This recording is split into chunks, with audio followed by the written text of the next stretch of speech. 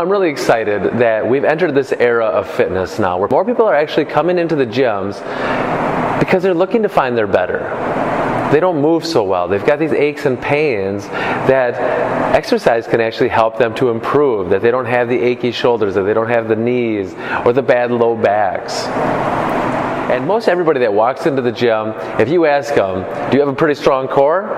Nobody's going to say, yeah, my core is really strong. I don't need to do any of that exercising for it.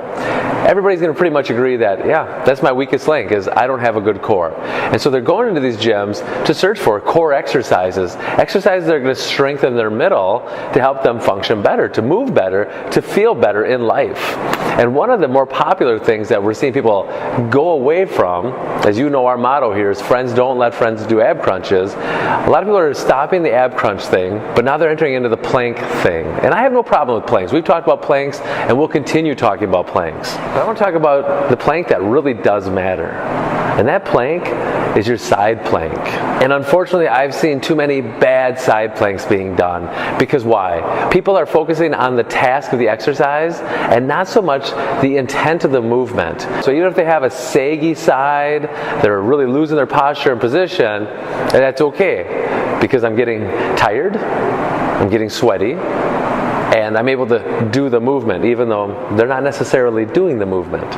So let's set this up for you because I want your side planks to be better. Why? Because side planks have helped keep my back healthy for so many things where I'm challenged on one side more than the other. And that's the way life is. Anybody ever hold kids? The key is not to lift your body off the ground, it's to push your body off the floor. You take that hand, you take that arm, and you push into the ground. See, when I push into the ground, what's not happening is my shoulder's not bunching up into my ear. That causes an impingement there, and it ends up feeling not so good. So when I focus on that press, now what happens? That shoulder pulls away from the ear, and my lats, my huge back muscle gets engaged, and that's so important in your positioning there. Other common mistake is that people let their hips fall out of the equation. So they're holding themselves up in that side plank. They're not able to keep that straight line from the ear down to the knee. So their hips are kind of backing away, when actually what you need to do is you need to be pushing those hips more into position, getting that hip extension. Doing a bodyweight side plank is a good exercise. It's a good movement, but it doesn't complete what we're looking for. And we all know, if you've been following us long enough, that our body's made of these slings, these anatomical kinetic chains. And so when I'm holding that side plank position, what does that require for me to complete that movement? Is I need to get that lat on the top side to connect to that glute on the bottom side to really fire up my core in a more purposeful, meaningful way. So what's the best way to do that? Ultimate sandbags. I'll grab onto that suitcase handle, so as I'm pressing into the ground, as I'm keeping that hip extended, I'm going to squeeze those shoulder blades together.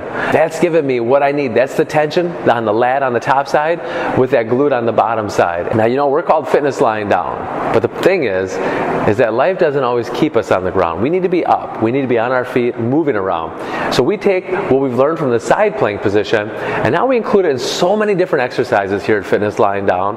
So again, what are we doing?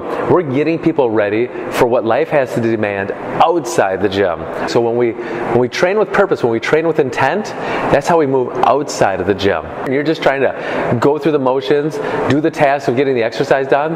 That's what you're going to do outside. And the problem is that you're going to get hurt doing that in the long run, because just going through the motions, your body's not ready for the battles of the real world.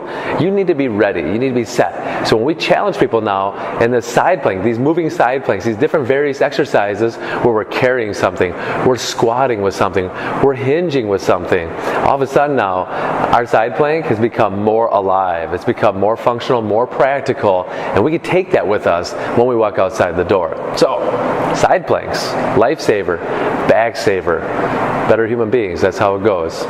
Until then, you're welcome.